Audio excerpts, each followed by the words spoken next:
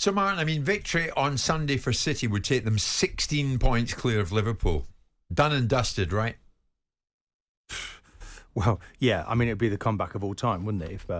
If that Liverpool were to come back and win the league now, because really everything they do is perfect in every way. Man City, every week they're quite brilliant.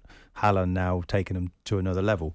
But as a one-off game, Jim, there's still a chance for Liverpool to win this match. It's just very interesting to see tactically whether or not, I mean, Gomez coming into the team has made them a little bit better, maybe defensively. Take nothing away from Alexander-Arnold, but that was an injury that happened that maybe made them just a little bit more secure at the back. I also think Diaz has been an interesting player. I know Robertson's been injured a lot, but when you see Diaz, he's often running with the ball, Jim, isn't he, into space. And in the past, I think Mane would have carried it to give it to Robertson, so it would have given a better balance on that left-hand side. So does that happen now this week? Do you know that maybe Jota or someone plays on that side?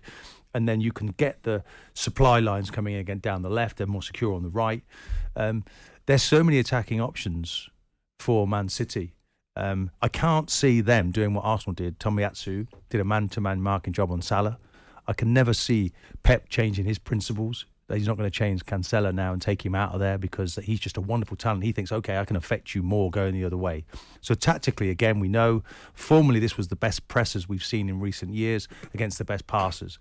Can Liverpool get that back into their game? And I think the manager's saying there, Klopp, we can't press every time. We've got to pick and choose when we do that, but we've got to be really secure and we have to be superb in that middle central position. And I thought in the Community Shield final, in fairness, Liverpool dealt with that well. Van Dijk, before he had, difficult time in the season, they again, and Matip were quite secure. So Liverpool are capable of winning this game, Jim. No doubt. Whether they will or not remains to be seen. If City win it, then I think they just grow in stature. They become almost invincible, and they will challenge that very proud record that Arsenal have of gone a whole season without being beaten, Jim. They're the only team so far to be in this situation at this stage of the season. Yeah. And if they win at Anfield, then they could maybe go on and do that. I mean, we need not to see any kind of fragility in Liverpool's confidence, do we, Simon? They've got to go out there. Yeah. As Klopp said, got to be cheeky. I mean, my God, they left Glasgow in a pretty cheeky mood the other night, didn't they? I mean, everything he said, yes. If they can do that, then it might point to Liverpool shaking City up.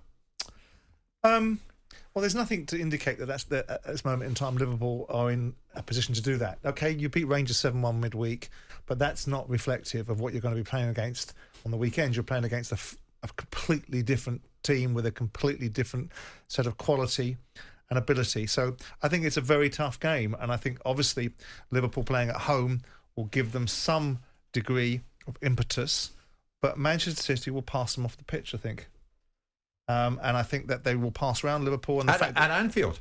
Yeah. They've had problems away from home, though, City, haven't they? They drew 3-3 with Newcastle. Yeah. They drew with Copenhagen midweek, but I know that's a game they probably passed on. Yeah. They drew at Villa. Yeah. So away from home, it's maybe not quite what it is at home. And Anfield is a cathedral of noise. Yeah. I mean, and those fans are not ready to give up. Weren't they? Because the Villa game, Villa worked very hard and were prepared to sacrifice anything offensively to keep themselves in the game, whereas Newcastle went very after open. Man City and were very open. And in fact, Man City had to dig themselves out of a hole, because they were 3-1 down. So they're two ends of the spectrum. And Man City were challenged in both of them in terms of an inability to be able to overcome Villa that weren't open and an inability to stop Newcastle going through them when Newcastle were open. So I think it's a fascinating game. If I was to pick a winner, I would pick Man City, not just because it's a populist position. I just think they're a better side than Liverpool right now, and I think it's irrelevant that it's at Anfield. In fact, it might put more pressure on Liverpool. Do you know, it was interesting watching? I was at the game at the weekend against Liverpool-Arsenal, and it was almost as if Klopp was just registering everything, just taking it all in. He's a fighter, Jim. And people like Pep is the reason he's still in the job. Well. He's still in the job. He's also a whiner sometimes as well. Yeah, but hold on, let's just look at what the good things first. You're kicking the man while he's down. But I believe he'll bounce back, and I think Pep is one of the reasons, because he thinks, okay, look, what an incredible story Pep is with his team and how he plays, and he'd be wanting to he wants to take him on, and he still has a team capable. If they can just switch on, they give us an indication of that. Salah's finishing in midweek was top draw, wasn't it? Top draw. Absolutely. Suddenly, it is a flip. What did you make about Liverpool's? I mean, the way they start games. I mean, I admire That's Liverpool. To me, they're at their pomp. They're the most exciting team in the league. I appreciate Man City, but I've always enjoyed over the last 5 or 6 years watching Liverpool because they're so dynamic. Right now, they defended their title poorly in the COVID season because they had a lot of injuries, and we understand that. And they're not at it this season for a variety of reasons.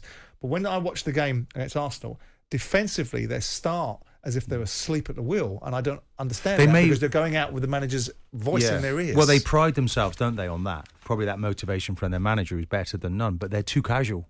Yeah, and very casual, wasn't it? It's very interesting because when they went a goal down, it was interesting. There was no rush.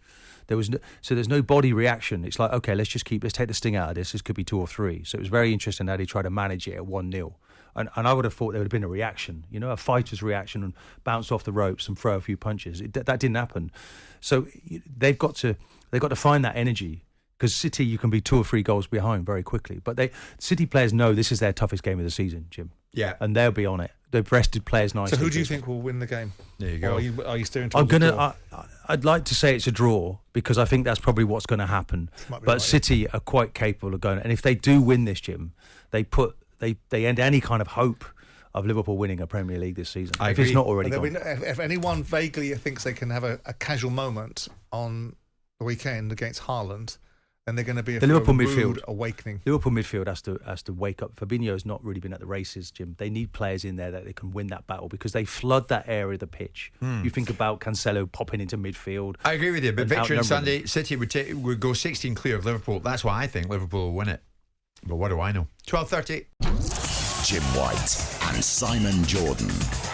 Monday to Friday mornings from 10 on AM, on DAB, via the talkSPORT app and on your smart speaker. talkSPORT.